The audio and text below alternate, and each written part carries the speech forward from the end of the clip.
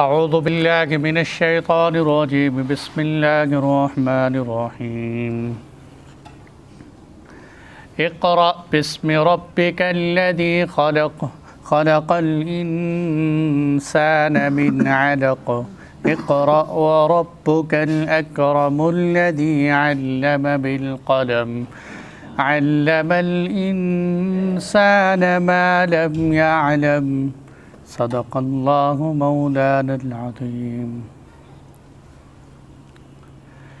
الحمدللہ ہم گزشتہ درس کے اندر سورۃ العلق سے متعلق ابتدائی باتیں پڑھ چکے ہیں کہ وحی قرآن کریم میں سب سے پہلے کون سی آیات نازل ہوئیں۔ یہی سورہ علق کی سب سے پہلی 5 آیتیں نازل ہوئیں، اور پھر اس کے حوالے سے میں نے کہ سب سے پہلے وحی کا نزول کب ہوا، کیسے ہوا، حضرت خدیجۃ الکبریٰ اور حضور صلی اللہ علیہ وسلم کا ایک مکمل واقعہ بھی میں نے آپ حضرات کو سنایا، اور جب واپسی پر حضور صلی اللہ علیہ وسلم نے حضرت خدیجۃ الکبریٰ کو بتایا کہ فرشتہ میرے پاس آیا، تو حضرت خدیجۃ الکبریٰ نے آپ کو تسلی دی، تشفی دی، اور پھر ورقہ بن نوفل کے پاس لے گئے۔ وہ سب باتیں ہو چکی۔ آج کی اس درس کے اندر جو ہم باتیں پڑھیں گے وہ یہ ہے کہ جیسے میں نے بتایا تھا کہ بعض لوگوں کا کہنا یہ ہے کہ قرآن کریم کی سب سے پہلی ابتدائی آیات جو نازل ہوئیں وہ یہ نہیں، وہ سورہ مدثر کی آیات۔ اگرچہ راجح قول یہی ہے کہ سب سے پہلے نازل ہونے والی قرآن کی یہی 5 آیتیں ہیں، اقرأ باسم ربک الذی خلق۔ البتہ ایک بات ہے کہ قرآن کریم کی ان آیات کے اندر حضور صلی اللہ علیہ وسلم کی نبوت کا اعلان، سورہ مدثر کی آیات کے اندر حضور کی رسالت کا اعلان، ان آیات کے اندر بڑی گہری بات ہے، اللہ کرے سمجھ آئے۔ ان آیات کے اندر حضور کی نبوت کا اعلان، سورہ مدثر کے اندر حضور کی رسالت کا اعلان۔ کیا مطلب؟ نبی اور رسول میں فرق ہوتا ہے، نبی اور رسول کے اندر ایک فرق ہوتا ہے۔ وہ فرق اگر ہمیں سمجھ آئے کہ نبی اور رسول میں فرق کیا ہے کہ رسول اس شخصیت کو کہتے ہیں کہ جو نبی بھی ہوتے ہیں لیکن ساتھ ساتھ نئی شریعت، نئی کتاب لے کر آتے ہیں۔ کسی گزشتہ سابقہ پیغمبر کی کتاب نہیں، بلکہ اپنی نئی کتاب لے کر آتے ہیں، نئی شریعت لے کر آتے ہیں، اس کو رسول کہتے ہیں۔ جبکہ نبی کے معاملے میں یہ ضروری نہیں کہ وہ نئی کتاب اور شریعت لے کے آئیں، بلکہ وہ گزشتہ کتاب پر یا گزشتہ نبی کی شریعت پر بھی آتے ہیں۔ اس کو ایسے سمجھ لیں جیسے موسیٰ علیہ السلام اور ہارون علیہ السلام۔ ہارون علیہ السلام بھی پیغمبر ہیں، موسیٰ علیہ السلام بھی پیغمبر۔ ہارون علیہ السلام موسیٰ علیہ السلام کے بھائی، لیکن موسیٰ علیہ السلام ایک نئی شریعت بھی لے کر آئے، کتاب بھی لے کر آئے۔ اس لیے موسیٰ علیہ السلام تو نبی بھی ہیں اور رسول بھی ہیں۔ حضرت ہارون علیہ السلام جو ان کے بھائی ہیں وہ نبی تو ہیں، رسول نہیں۔ تو اسی لیے ہر رسول نبی ہوتا ہے، ہر نبی رسول نہیں ہوتا۔ حضور صلی اللہ علیہ وسلم نبی بھی ہیں، رسول بھی ہیں، کہ آپ پیغمبر بھی ہیں، اللہ تعالیٰ نے آپ کو نبوت بھی عطا فرمائی اور ساتھ ساتھ آپ کو رسالت بھی عطا فرمائی۔ اور مجموعی طور پر حضرات انبیاء کرام علیہم السلام کی تعداد کتنی ہے؟ ضعیف روایات سے ہمیں پتہ چلتا ہے کہ تقریباً 1.25 لاکھ انبیاء کرام علیہم السلام دنیا میں تشریف لائے۔ لیکن ایک روایت سے رسولوں کی تعداد، یہ تو کل مجموعی طور پر نبی ہو، رسول ہو، کل رسولوں کی تعداد ایک روایت کے مطابق 313 ہے۔ 313 رسول دنیا میں تشریف لائے، اور یہ 313 کے عدد میں بھی اللہ نے عجیب برکت رکھی ہے۔ غزوہ بدر میں بھی 313 تھے۔ حضرات رسول جو ہیں ان کی تعداد بھی 313، بدری صحابہ کرام اور بدر میں شریک ہونے والے وہ بھی 313۔ تو خیر ان آیات کے اندر حضور کی نبوت کا اعلان کہ سب سے پہلے حضور کو جو نبوت ملی، اور ان آیات کے اندر یا ایھا المدثر قم فانذر، اے پیغمبر اٹھیے، ڈرائیے، دعوت دیجیے لوگوں کو اللہ کا پیغام سنائیے۔ تو وہاں رسالت، یہاں نبوت۔ تو حضور صلی اللہ علیہ وسلم رسالت اور نبوت کا بہترین سرچشمہ اور مرکز ہیں۔ اب دیکھیے کیا فرمایا، اقرا، پڑھیے۔ قرآن میں سب سے پہلا نازل ہونے والا لفظ و اقرا ہے۔ اقرا، پڑھیے، سب سے پہلا اللہ تعالیٰ کی طرف سے پیغام۔ تو کیا پتہ چلا کہ پڑھنا یہ اللہ تعالیٰ کی طرف سے بہت بڑا حکمت جو ہے حکم ہے کہ انسان کو جاہل نہیں رہنا چاہیے، انسان کو تعلیم یافتہ ہونا چاہیے۔ لیکن میرے دوستو، دکھ اور افسوس کی بات ہے کہ آج ہمارے مسلمانوں کے اندر جو ہے ناخواندگی کی شرح وہ بڑھی ہوئی ہے۔ حالانکہ مسلمانوں کو تو اللہ کی طرف سے کیا حکم ہے کہ پڑھو، پڑھائی اور تعلیم ان کے اندر غیر مسلموں سے زیادہ ہونی چاہیے، کیونکہ ان کو ابتدائی آسمان سے سب سے پہلا حکم وہ سیکھنے اور پڑھنے کا آیا۔ تو فرمایا پڑھو، کیا پڑھو؟ بسم ربک الذی خلق، اپنے اس رب کے نام کے ساتھ پڑھیے جس نے آپ کو پیدا کیا۔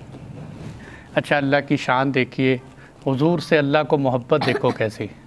حضرت ابراہیم علیہ السلام کا نام لے کر اللہ قرآن ما کان ابراہیم ان ابراہیم و اسماعیل و اسحاق و یعقوب، پیغمبروں کے نام لے لے کر اللہ مخاطب کرتے ہیں، لیکن حضور کو اللہ نام لے کر مخاطب نہیں کرتے، بڑے ادب انداز کے ساتھ اللہ تعالیٰ حضور کو مخاطب فرماتے ہیں۔ کیسے فرمایا؟ پڑھ اپنے اس رب کے نام کے ساتھ جس نے پیدا کیا۔ اللہ تعالیٰ یہ بھی تو کہہ سکتے تھے پڑھ اس رب کے ساتھ کہ نام کے ساتھ جس نے آسمان بنائے، جس نے زمین بنائی، جس نے ساری دنیا کا نظام سجایا۔ نہیں، اللہ تعالیٰ نے فرمایا پڑھ اس ذات کے نام سے جس نے اے محمد مصطفیٰ تجھے پیدا کیا۔ اپنے اس رب کے نام سے پڑھ۔ حضور صلی اللہ علیہ وسلم کو کیسے بہترین انداز سے خطاب فرمایا، اپنے اس رب کے نام کے ساتھ پڑھیے جس نے پیدا کیا۔ اور یہاں سے ایک بات ہمیں یہ بھی پتہ چلی کہ جب بھی اللہ تعالیٰ کا نام لینا ہو تو انسان کو کوئی بھی کام کرنا ہو، خاص طور پر تعلیم اور پڑھنے سے متعلق، تو انسان کو اللہ کا نام لینا چاہیے، اللہ کے نام کے ساتھ ابتدا کرنی چاہیے۔ قرآن میں دوسری جگہ فرمایا فَإِذَا قَرَأْتَ الْقُرْآنَ فَاسْتَعِذْ بِاللَّهِ مِنَ الشَّيْطَانِ الرَّجِيمِ، جب قرآن پڑھو تو قرآن پڑھتے ہوئے اعوذ باللہ پڑھو۔ اچھا، یہ بھی نادانی کی بات ہے، بڑے بڑے سیاستدان، بڑے بڑے ماہر لوگ دیکھیں، وہ جب تقریر کرنے کے لیے اسٹیج پہ آتے ہیں تو اعوذ باللہ شروع کر دیتے ہیں۔ اعوذ باللہ کا تعلق قرآن کے ساتھ ہے، تقریر کے ساتھ نہیں۔ تقریر کرنی ہے تو بسم اللہ پڑھ لے۔ اعوذ باللہ من الشیطان الرجیم کا تقریر کے ساتھ کوئی تعلق نہیں۔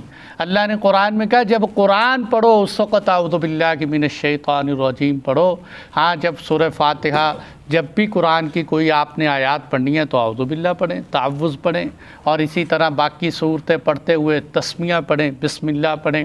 تو اللہ تعالیٰ فرما رہے ہیں پڑھیے اپنے اس رب کے نام کے ساتھ جس نے پیدا کیا، خلق الانسان من علق، جس نے انسان کو ایک لوتھڑے سے پیدا کیا۔ علق پتہ کس کو کہتے ہیں؟ یہ آج کل تو شاید نہیں، آج کل پچھنا آ گیا نا، پچھنے ہجامہ لگاتے ہیں۔ اس دور کے اندر جونک ہوتے تھے پرانے زمانے میں، اب بھی بعض جگہوں پہ دیہاتوں میں لگاتے ہیں۔ تو وہ جونک کو چھوڑ دیتے ہیں انسان کے جسم پر، وہ چلتے چلتے جو بیماری کی جگہ ہوتی ہے وہاں سے وہ کاٹتی ہے، اور اس کے اندر ایک ایسا سسٹم ہے کہ وہ انسانی گندے خون کو اپنے اندر جذب کرتی چلی جاتی ہے۔ اس کو جونک کو اٹھاتے ہیں، اس کا خون نچوڑ دیتے ہیں، پھر جونک کو رکھ دیتے ہیں۔ اس جونک کو عربی میں علقہ کہتے ہیں۔ تو اللہ تعالیٰ فرماتے ہیں کہ تو دیکھ کہ تو ماں کے پیٹ کے اندر نطفہ، ایک گندا پانی، پھر اس گندے پانی سے اللہ نے تجھے ایک لوتھڑا بنایا۔ تو اس وقت گوشت کا ایک ایسا لوتھڑا تھا جیسے وہ جونک ہوتی ہے، کہ اس لوتھڑے کے بعد اللہ تعالیٰ نے آہستہ آہستہ تیرے اندر ہڈیاں بنائیں، تیرا ڈھانچہ بنایا، پھر تیرے اندر 4 مہینے بعد روح پھونکی۔ اب دیکھو ماں کے پیٹ کے اندر انسان کی خوراک خون، وہ گندا خون جو عورت کو ہر مہینے آتا ہے، وہ اللہ تعالیٰ نے ماں کے رحم کے اندر انسان کی خوراک بنایا ہوا۔ اور پھر عجیب آپ کو بات بتاؤں کہ اللہ تعالیٰ نے انسانی جسم کے اندر بچے کو رحم کے اندر 10 ملی میٹر کچھ اس طرح پانی بتاتے ہیں ڈاکٹر حضرات کے جس کے اندر بچہ ہوتا ہے، وہ پانی میں رہتے ہیں۔ چھوٹا سا بچہ پانی کے اندر، وہ پانی کی تعداد میں کمی آ جائے تو ڈاکٹر کہتے ہیں فکر کرو بھئی پانی میں کمی آ گئی، بچے کو نقصان ہو سکتا ہے، کم از کم یہ 5 سے نیچے نہ آئے، اوپر جائے۔ پانی کے اندر ماں کے پیٹ میں انسان زندگی گزارتا ہے، جبکہ وہ ماں کے پیٹ سے باہر آئے تو پانی میں رکھو ڈوب جاتے ہیں۔ کہتے ہیں پانی انسان کی موت، پانی میں نہیں رہ سکتا، لیکن اندر اللہ نے اس کو پانی کے اندر رکھا ہوا ہے۔ فرمایا پڑھ اپنے اس رب کے نام کے ساتھ جس نے تجھے پیدا کیا اور پیدا بھی تجھے ایک لوتھڑے سے کیا۔ اس لیے حضرت علی المرتضیٰ رضی اللہ تعالیٰ عنہ فرمایا کرتے تھے کہ مجھے تعجب ہے اس شخص پر کہ جو 2 دفعہ پیشاب کے رستے سے باہر آیا ہو اور پیشاب کے رستوں سے نکلا ہو، پھر بھی وہ اپنی ذات پر غرور کرتا ہو، پھر بھی وہ اکڑتا ہو۔ سب سے پہلے یہ ایک نطفے کی شکل میں شرمگاہ سے باہر آیا، پھر پیدائش کے وقت پیشاب کے رستے سے باہر آیا، تو کس بات کی اکڑ اور غرور ہے اس کے اندر؟ جو 3-4 دفعہ دن میں پیشاب اور پخانے پر بیٹھتا ہو، جس کو ضرورت پیش آتی ہے، وہ کس چیز پہ اکڑتے ہیں؟ غرور کس بات؟ اللہ تعالیٰ نے ہمیں یہاں دعوت دی ہے کہ اپنی تخلیق میں غور کرو۔ آج دنیا داروں نے جو غیر مسلم ڈاکٹر ہیں وہ اتنی ریسرچ پہ آگے بڑھے، انہوں نے جراثیم تک تلاش کرنے شروع کر دیے کہ اس نطفے میں اتنے، یہاں وائے اتنے، ایکس اتنے، لیکن بیچارے اسی تدبیروں کے اندر بھٹک گئے، یہ نہ سوچ سکے کہ اس کے پیچھے اللہ کی قدرت کا کیا سسٹم ہے۔ اور ہم مسلمان ہیں کہ ہم تحقیق تو نہیں رکھتے لیکن ہم بالکل ہی بے خبر۔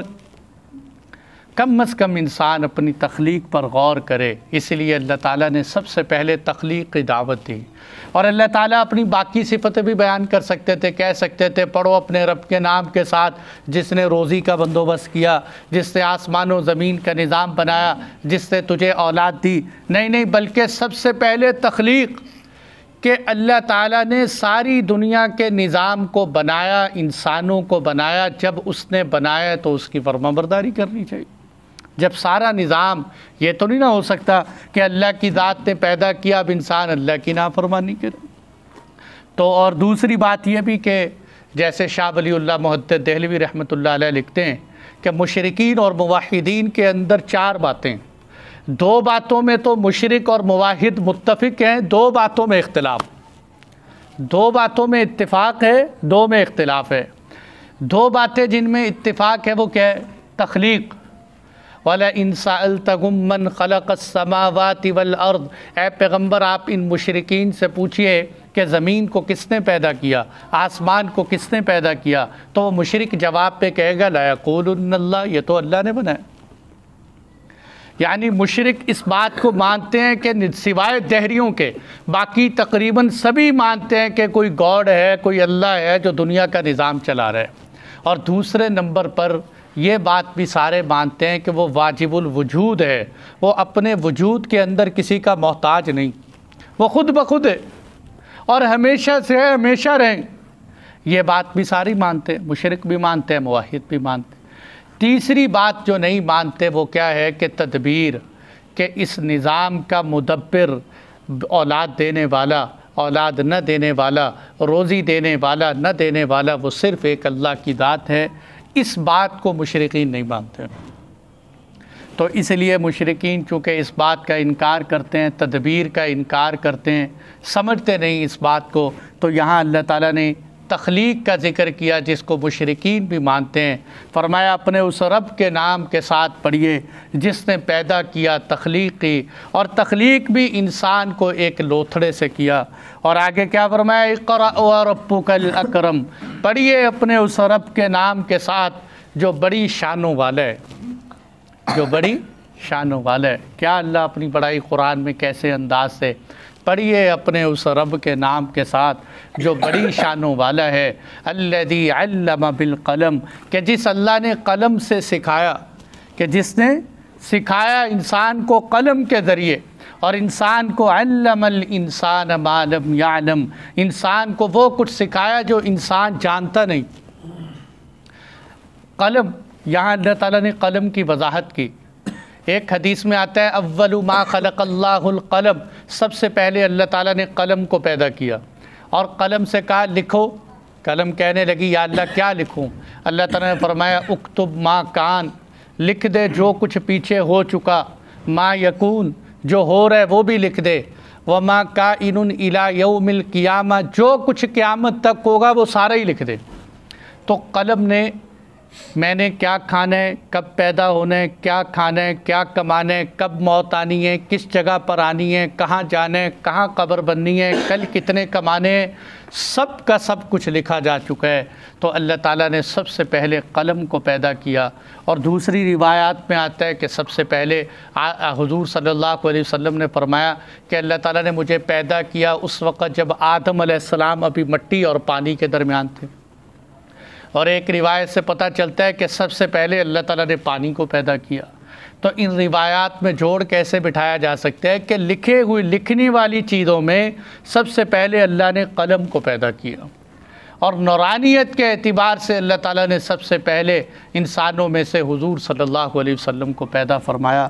اور اسی طرح یہ بات کہ قلم، علماء نے لکھا ہے کہ 3 قلم پوری دنیا کے اندر 3 قسم کے ہیں۔ سب سے پہلا قلم تو وہ ہے جو تقدیر کا قلم، جیسے نون والقلم وما یسطرون، قلم کی اللہ نے قسم کھائی۔ یہاں بھی قلم، پہلا قلم تو تقدیر کا قلم۔ دوسرے نمبر پر وہ قلم ہے کہ جن کے ذریعے فرشتے لکھتے ہیں۔ تیسرے نمبر پر وہ قلم ہے جس سے آج ساری دنیا کے انسان لکھتے ہیں۔ اچھا ایک وقت تھا، پہلے بندہ سوچتا تھا کہ اللہ تعالیٰ نے قلم سے کہا لکھو، اب قلم نے لکھنا شروع کر دیا۔ قلم تو خود بخود تھوڑی لکھتی ہے، اس کو لکھنے کے لیے کوئی چیز چاہیے۔ قلم نے کیسے لکھ دیا؟ لیکن حالات نے ساتھ ساتھ بتا دیا کہ اب تو موبائلوں کے اندر بھی ایسا سسٹم ہے، آپ بولتے چلے جائیں چیز ٹائپ ہوتی چلی جاتی۔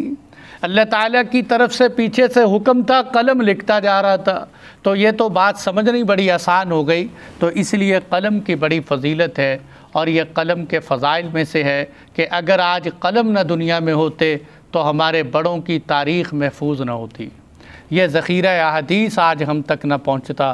یہ قلم کی برکت ہے کہ قلم کو اس لیے فرمایا الذی علم بالقلم، آگے فرمایا علم الانسان ما لم یعلم، انسان کو وہ کچھ سکھایا جو انسان جانتا نہیں۔ دیکھو نا، ماں کے پیٹ سے بچہ پیدا ہوا، پہلے دن کا بچہ، کوئی سمجھ نہیں، کوئی بوجھ نہیں۔ اب پہلے دن کے بچہ ماں اس کو چھاتی کے ساتھ لگاتی ہے، تو اب اس کو یہ عقل، یہ سینس کون دیتا ہے کہ تو ماں کی چھاتی کے ساتھ لگ کر اپنے منہ کو دبائے گا تو تیرے منہ میں دودھ آئے؟ یہ اللہ نے سکھایا۔ اور چھوٹا سا بچہ ہے، نہ چل سکتا ہے، نہ اپنی بیماری بتا سکتا ہے، نہ بولنے کا پتہ ہے، نہ چلنے کا پتہ ہے، اس کو اللہ نے رونا سکھا دیا۔ اب وہ چھوٹا سا بچہ بھوک لگے، بیماری لگے، تکلیف ہو، روتا ہے تو پورے گھر میں ہلچل مچ جاتی ہے، بچہ دیکھو رو رہا ہے، بچہ دیکھو رو رہا ہے، ماں کہاں چلے گی، بچہ رو رہا ہے۔ تو اللہ نے ایسا رونا سکھایا کہ گھر کے سارے افراد اس کی خدمت میں لگ جاتے ہیں۔ اس لیے اولیاء اللہ فرماتے ہیں کہ رونا سیکھو اللہ کے سامنے۔ جب تم اللہ کے سامنے رونا سیکھو گے تو اللہ ساری کائنات کو تمہارا خادم بنا دے گا۔ رونا سیکھیں اللہ کے سامنے۔ کہ بچہ روتا ہے، وہ ایک جو ہے صاحب بزرگ پہ کسی اللہ والے کے پاس گئے اور ان سے جا کے کہنے لگے حضرت ظاہری گناہ تو انسان ظاہری طور پر انسان کو کوئی بھی گندگی لگی ہو، نجاست لگی ہو، بندہ پانی سے دھو لیتا ہے، اگر اندر ناپاکی ہو تو کیسے دھوئیں؟ انہوں نے کہا جس طرح ظاہری ناپاکی پانی سے دھلتی ہے اس طرح اندر کی ناپاکی آنکھوں کے آنسوؤں سے دھلتی ہے۔ اللہ کے سامنے میرے دوستوں رونا سیکھیں۔ آپ صلی اللہ علیہ وسلم نے فرمایا رو اللہ کے سامنے، رونے نہ آئے رونے کی شکل بنا لو۔ کم از کم راتوں کو اٹھ کر تہجد میں اللہ کے سامنے ہم رونے کی عادت بنائیں اللہ کے سامنے۔ اس لیے حدیث مبارک میں آتا ہے کہ اگر کسی انسان کی آنکھ سے ایک قطرہ، صرف ایک قطرہ اللہ کے خوف اور ڈر کی وجہ سے نکل کر اس کے چہرے پہ بہہ جائے تو اس کا جہنم میں جانا ایسے ہی ہو جاتا ہے جیسے دودھ کا تھنوں میں واپس جانا۔ جس طرح دودھ تھنوں میں واپس نہیں جاتا، اسی طرح اللہ تعالیٰ اس شخص کو جہنم میں نہیں بھیجیں گے کہ جس کی آنکھوں سے ایک دفعہ آنسو نکل کر اس کے چہرے سے بہہ گیا اور صرف رات کے اندر صرف اور صرف اللہ کے ڈر سے بہا۔ آج لوگ روتے ہیں، دنیا کی خاطر روتے ہیں۔ تو میرے دوستو، راتوں کو اللہ کے سامنے اللہ تعالیٰ ہم سب کو اپنے سامنے رونے دھونے کی توفیق عطا فرمائے۔ اللہ تعالیٰ ہم سب کو عمل کی توفیق عطا فرمائے۔ جی بھائی، کسی ساتھی کا کوئی سوال؟ جی صاحب، یہ جو سڑک کے اوپر درخت لگے ہوتے ہیں یہ سرکاری ہوتے ہیں، قبرستان میں بھی پتہ نہیں کس کے نام کے، ان کا پھل کھانا صحیح ہے انہیں؟ نہیں، ان کا پھل کھانا ٹھیک نہیں۔ اس کے جو اس طرح کے جو درخت ہوں یا سرکاری یا کسی بھی جگہ کے کوئی درخت ہوں، تو وہاں کا یہ جو عمل ہے، منتظمین یا متولیین جو ہوتے ہیں وہ اگر کسی کو دے دیں تو دے سکتے ہیں، بلکہ ان کو بھی یہ چاہیے کہ اس طرح کی چیزوں کو فروخت کر کے ان کے اوپر لگا دینا چاہیے۔ اور اگر کہیں سرکار کی طرف سے یا کسی جگہ پر اجازت ہو کہ اس طرح کا پھل آپ کاٹ سکتے ہیں، لے سکتے ہیں، توڑ سکتے ہیں، کوئی حرج نہیں، تو استعمال کر سکتے ہیں۔ اور بھائی کسی کا کوئی سوال؟ اچھا مفتی صاحب، ایک آدمی کا نکاح ہو گیا، رخصتی نہیں ہوئی، ایک تو یہ نا بھی مطلب رخصتی ہوئی وہ طلاق کے مسائل ہو رہے ہیں، ایک رخصتی مطلب ہوئی نہیں ہے، یہ کی مسائل ہے مطلب طلاق؟ بہت اچھا سوال کیا، بڑا گہرائی کا سوال ہے کہ دیکھیں، عام طور پر نکاح ہوا، نکاح کے بعد رخصتی ہوئی، اس کے بعد طلاق کے مسائل پیش آتے رہتے ہیں، آپ حضرات پوچھتے رہتے ہیں، اگرچہ وہ بھی کوئی لوگ نہیں پوچھتے، دینے کے بعد ہی پوچھتے ہیں، خیر وہ پتہ چل جاتے ہیں۔ لیکن نکاح کے بعد رخصتی سے پہلے شادی حال میں جھگڑا ہو گیا، یا مثال کے طور پر کھانے پینے پہ جھگڑا ہو گیا، کسی بات کی کوئی ناراضگی ہو گئی، وہاں طلاق دے دی۔ اب طلاق کے کیا مسئلے ہیں؟ دیکھو، اب طلاق کے مسائل مختلف ہیں۔ نکاح کے بعد رخصتی سے پہلے اگر ایک طلاق دی یا 3 طلاقیں الگ الگ کر کے دی، مثال کے طور پر ایسے کہا تجھے طلاق دی، تجھے طلاق دی، تجھے طلاق دی، تو اس طرح دونوں صورتوں میں اس عورت کو 1 طلاق دینے سے یا 3 طلاق دینے سے اس عورت پر 1 طلاق بائن پڑ جاتی ہے، جس سے وہ عورت نکاح سے نکل جاتی ہے۔ دیکھو، شادی کے بعد 1 طلاق دی، آپ صلح کر سکتے ہیں، 2 طلاقیں دے دی، آپ پھر بھی صلح کر سکتے ہیں بغیر نکاح، 3 طلاقیں دے دی، اب بیوی حرام ہو گئی۔ شادی سے رخصتی سے پہلے اگر 1 طلاق دی، نکاح ٹوٹ گیا، اب یہ عورت بغیر عدت گزارے آگے نکاح کر سکتی ہے۔ عدت اس وقت لازم ہوتی ہے جب رخصتی ہو چکی ہو، یہاں عدت بھی نہیں گزارے، 1 طلاق ہوئی تو اس کو طلاق بائن کہتے ہیں، جس سے عورت نکاح سے نکل جاتی ہے۔ باقی جو کہا کہ 3 طلاقیں الگ الگ دیں، تو وہ 3 طلاقیں 3 نہیں پڑتی، 1 ہی پڑتی، کیونکہ 1 طلاق سے ہی عورت نکاح سے نکل جاتی ہے، باقی 2 طلاقوں کا اعتبار نہیں۔ لہذا یہ عورت نکاح سے تو نکل گئی، آگے نکاح کر سکتی ہے، البتہ اگر یہی خاوند رشتہ دار ان کی صلح کروا دیں، آپس میں صلح کر کے نکاح کر سکتے ہیں، نکاح کر کے رہ سکتے ہیں، اس کے لیے حلالے کی یا آگے نکاح کرنے کی ضرورت نہیں ہے، اسی وقت جو ہے آپس میں نکاح کر لیں، ان کی زندگی گزر بسر کر سکتے ہیں۔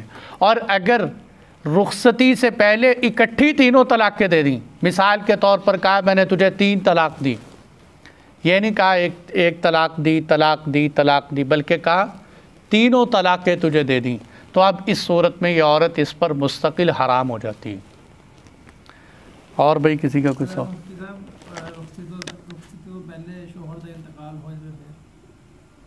ہاں، رخصتی سے پہلے شوہر کا انتقال ہو جائے تو اب اس عورت پر عدت گزارنا لازم نہیں، اب یہ عورت جو ہے آگے نکاح کر سکتی ہے۔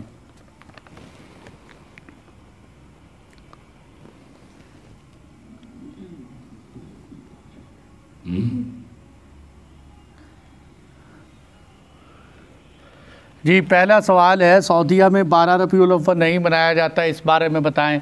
تو یہی تو ہم کہتے ہیں کہ جب سعودیہ والے نہیں 12 ربیع الاول مناتے تو تم کیوں مناتے ہو؟ اچھا بھائی، بات یہ ہے، دیکھو، وہ ایک صاحب مجھے کہنے لگے وہاں مسجد میں کہ آپ لوگوں کو حضور کی ولادت کی خوشی نہیں، آپ حضور کی ولادت کی خوشیاں نہیں مناتے۔ میں نے پچھلے درس میں بھی بتایا تھا، لوگ نعتیں لگاتے ہیں، سوائے ابلیس کے سبھی جہاں میں خوشیاں منا رہے ہیں، ہمیں ابلیس بنا دیا اور ہمیں حضور کے عاشقین کی فہرست میں سے باہر نکال دیا۔ اور میرے دوستو، عشق اتنا آسان ہوتا کہ سال میں ایک دفعہ جھنڈیاں لگاؤ، لائٹیں لگاؤ، نعرے مارو، نہ نماز کی فکر، نہ رسول کی سنت کی فکر، پورا سال گھر بیٹھے رہو، تو کیا ضرورت تھی صحابہ کو اتنی بڑی بڑی قربانیاں دینے کی؟ یہ مجھے وہ کہنے لگا آپ حضور کی ولادت پہ خوشی نہیں مناتے۔ میں نے کہا خوشی مناتے ہیں، لیکن آپ کے خوشی منانے میں ہمارے خوشی منانے میں فرق ہے۔ وہ کہنے لگا کیسے فرق؟ میں نے کہا فرق یہ ہے کہ گھر میں کبھی مہمان آئے نا تو گھر میں دو قسم کے لوگ خوش ہوتے ہیں۔ ایک تو گھر کے بچے خوش ہوتے ہیں، وہ کہتے ہیں کھانے پینے کے لیے کوئی مال آئے گا، مہمانوں کے بہانے چلو کھانے کا موقع ملے۔ دوسرے گھر کے سیانے عمر والے افراد ہوتے ہیں، وہ کہتے ہیں کوئی معزز بندہ آیا ہے، ہمارا رشتہ دار آیا ہے، بیٹھیں گے، ملیں گے، ان سے کچھ سیکھیں۔ خوشی دونوں کو ہوتی، لیکن ایک کو کھانے پینے کی خوشی ہے، دوسرے کو مہمان کی خوشی۔ خوشی آپ کو بھی ہے، خوشی ہمیں بھی ہے، لیکن ہمیں حضور کے دنیا میں آنے کی خوشی ہے، حضور کی برکتوں کی خوشی ہے، آپ کو کھانے پینے والی خوشی ہے۔ تو اس لیے آپ کی خوشی اور ہماری خوشی میں یہ فرق ہے۔ آپ نے کھانے پینے کا ڈونگ رچا رکھا ہے، کھیریں پکاؤ، چاول پکاؤ، اللہ معاف فرمائے، اللہ معاف فرمائے۔ اب تو ان حضرات کے علماء رو پیٹ رہے ہیں کہ خدا را کیا کر رہے ہو، حضور کے میلاد کے نام پر ڈانس ہو رہے ہیں، حضور کی ولادت کے نام پر عورتیں پردہ اتار کر ننگے بدن کے ساتھ بازاروں میں آ رہی ہیں۔ کیا منہ دکھائیں گے یہ لوگ خدا کا؟ بس اللہ ہی حفاظت فرمائے۔ تو میرے دوستو، دین ویسے انسان نے گناہ کرنا ایک الگ بات ہے، لیکن دین کے نام پر گناہ کرنا بہت خطرناک بات ہے۔ اللہ تعالی ہماری حفاظت فرمائے۔ اور بھائی کسی کا کوئی سوال؟ مفتی صاحب ایک فرضی روزے ہوندے ہیں نا، رمضان دے آ گئے، ایک آدمی کی مطلب اکھ نہیں کھلی ہے، ਉਹਦੀ نیت ہے سی روزہ رکھنے کی، ਉਹਨੇ سحری نہیں ਉਹਨੇ ਕੀਤੀ ہے، ٹھیک ہے۔ ایک ہے نفلی روزے، ਇਹਦੇ ਵਿੱਚ ਕੀ ਮਸਾਇਲ ਆ ਵੀ ਸਹਿਰੀ ਜ਼ਰੂਰੀ ਹੈ ਜਾਂ ਮਤਲਬ ਆਦਮੀ ਜਾਂ ਰਾਤ ਨੂੰ ਨੀਅਤ ਕਰਕੇ ਪੈ ਜਾਂਦਾ ਸਵੇਰ ਨਫਲੀ ਜੋ ਰਾਤ ਹੀ ਆ ਮੈਂ ਰੋਜ਼ਾ رکھنا ਤੇ ਸਹਿਰੀ ਦੇ ਵੇਲੇ ਉਹਦੀ ਅੱਖ ਨਹੀਂ ਖੁੱਲਦੀ ਜਿਹੜੀ۔ بہت اچھا سوال کیا کہ ایک بندہ رات کو مثال کے طور پر روزے کی نیت کر کے سوتا ہے، صبح کو اس کی آنکھ نہیں کھلتی، تو وہ دوپہر سے پہلے جو دوپہر کو شرعی زوال سے پہلے اگر وہ کوئی کھائے پیے بغیر کسی بھی وقت نیت کر لے تو اس کا نفلی روزہ درست ہو جائے۔ اس کے لیے سحری میں اٹھنا، کھانا پینا کوئی ضروری نہیں ہے، ہاں بلکہ اس نے جو رات سے نیت کر لی ہے وہی نیت اس کی کافی ہے۔ غیر محرم میت کا چہرہ دیکھنا کیا حکم ہے؟ بالکل گناہ ہے۔ غیر محرم میت کا چہرہ دیکھنا یہ عجیب رواج پڑ چکا ہے۔ ایک جگہ جنازہ پڑھانے کا موقع ملا، عورت کا جنازہ، وہ پورا گاؤں منہ دیکھنے کے لیے آ رہے، قبرستان جنازگاہ کے اندر رکھ کے جی ہماری بھی ماں لگتی ہے، وہ کہتے ہیں ہماری بھی ماں لگتی ہے۔ تو اس طرح یہ جو ہم نے گاؤں کے اندر نا سانجی مائیں بہنیں بنا رکھی ہیں، یہ شریعت کے اندر ایسی چیزوں کا کوئی اعتبار نہیں۔ جو شریعت نے رشتے رکھے ہیں وہی رشتے ہیں۔ وہ کسی نے بڑا پیارا جملہ لکھا تھا، انہوں نے کہا اگر غیر محرم کو دیکھنے کے اندر تیرے لیے کوئی خیر خواہی ہوتی تو اللہ اس کو تیرے اوپر حرام نہ کرتا۔ جس چیز کو اللہ نے آپ کے اوپر حرام کیا ہے آخر اس میں کوئی خیر خواہی ہے تو حرام کیا ہے۔ اس لیے غیر محرم کا چہرہ دیکھنا یہ بالکل، اور خاص طور پر جو خواتین ہمارے معاشرے میں رواج ہے، خواتین جا رہی ہیں منہ دیکھنے جانے، اب منہ مرد کے عورت کے کس کے، بس منہ دیکھنے۔ اور یہ بھی بات بتا دوں کہ قبرستان میں یا کہیں بھی جا کر کسی کا منہ دیکھنے کی کوئی فضیلت نہیں۔ ہاں آپ کے فلانے کا منہ دیکھا جی ماشاءاللہ آپ کو 100 نیکی مل گئی، لڑ کے لوگ منہ دیکھ رہے ہیں۔ ہاں آپ نے اپنی تسلی تشفی کے لیے دیکھے، ناجائز بھی نہیں، بشرطے کہ مرد ہو کوئی آپ دیکھیں تو کوئی گناہ نہیں ہے، لیکن کوئی فضائل بھی نہیں ہے اس کے کہ لڑ جھگڑ کے انسان دیکھے۔ اور خاص طور پر جو خواتین جاتی ہیں گھروں میں جا کر یہ مسئلہ بتائیں، اللہ کرے کہ اگر آپ نے جانا بھی ہے تو وہاں جا کر کسی نامحرم مرد کا چہرہ نہ دیکھیں۔ اور بھائی مفتی صاحب آج کل عورتیں ڈرائیونگ کرنے لگی ہیں، موٹر سائیکل تے کار تے بھی، انہاں دی ڈرائیونگ کرنا چاہیے؟ بھائی کا سوال ہے بہت اچھا، اور یہ بڑا آج کل مارکیٹ کا تازہ اور مسلسل سوال ہے کہ خواتین کی ڈرائیونگ۔ دیکھو اسلام خواتین کو ڈرائیونگ سے منع نہیں کرتا کہ ہم یہ کہیں کہ کیوں خاتون ڈرائیونگ کر رہی ہے، ڈرائیونگ سے اسلام خواتین کو منع نہیں کرتا۔ اسلام پردے کی تلقین کرتا ہے کہ پردہ کریں، بہت سارے لوگ کہتے ہیں دیکھو جی سعودیہ والوں نے جو ہے عورتوں کو ڈرائیونگ پہ لگا دیا، یہ کیوں؟ اگر سعودیہ والوں نے یہ تو نہیں کہا کہ بے پردہ ہو کر ڈرائیونگ کرو، سعودیہ والوں نے اگر ڈرائیونگ کی اجازت دی ہے، عورت با پردہ ہو کر بھی تو ڈرائیونگ کر سکتی، با پردہ رہے، جو بھی کام کرنا ہے خاتون نے وہ با پردہ، کیونکہ دیکھیں اسلام کے مسائل بڑے مجموعی ہیں۔ کچھ گھروں میں خواتین ایسی ہیں جن کی مجبوری ہے، بیچاری غربت کی ایسی زندگی ہے، ان کا کوئی محرم سرپرست بھی نہیں، تو اس لیے شریعت پردے کی تلقین کرتی ہے کہ آپ جو بھی کام کریں پردے میں کریں۔ اگر پردے پہ حرج آتا ہے اور آپ کہتے ہیں کہ میرے سے ڈرائیونگ بغیر جو ہے پردہ کر کے ہو نہیں سکتی، تو پھر آپ ڈرائیو نہ کریں، وہ گناہ ہے۔ اصل گناہ پردہ اور بے پردگی کے ہے۔ آیت کریمہ کا کثرت سے ذکر فضیلت کے، آیت کریمہ دیکھیں، لا الہ الا انت سبحانک انی کنت من الظالمین۔ حضرت یونس علیہ السلام نے مچھلی کے پیٹ کے اندر یہ جملے کہے، لا الہ الا انت سبحانک انی کنت من الظالمین۔ اللہ نے قرآن میں فرمایا، اے یونس اگر تو مچھلی کے پیٹ میں یہ جملے نہ کہتا تو ہم تجھے مچھلی کے پیٹ سے باہر نہ نکالتے۔ اس لیے پتہ چلتا ہے کہ ہر دکھ میں، ہر غم میں، ہر مشکلات میں آپ آیت کریمہ پڑھیں، اللہ آپ کو ان مشکلات سے، غموں سے باہر نکال دے گا، جس طرح اللہ تعالیٰ نے یونس علیہ السلام کو اس آیت کریمہ کے پڑھنے کی برکت سے باہر نکال دیا۔ خاص طور پر جو بیمار حضرات ہوں ان کو تو کثرت سے آیت کریمہ پڑھنی چاہیے۔ حلالہ کے بارے میں شرعی حکم کیا ہے؟ حلالے کا تذکرہ ویسے آگے بھی آئے گا۔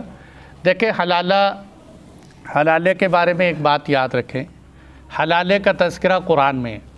الطلاق مرتان کے رکوع میں دیکھیں کہ طلاق 2 دفعہ، پھر درمیان میں اللہ تعالیٰ نے خلے کی بات کی، پھر آگے فرمایا فَإِن طَلَّقَهَا، اب اگر عورت کو تیسری طلاق دے دی، فَلَا تَحِلُّ لَهُ، تحل حلالہ، فَلَا تَحِلُّ لَهُ مِن بَعْدُ حَتَّى تَنكِحَ زَوْجًا غَيْرَهُ، اب یہ عورت آپ کے لیے اس وقت تک حلال نہیں جب تک کہ وہ دوسرے خاوند سے نکاح نہ کر لے۔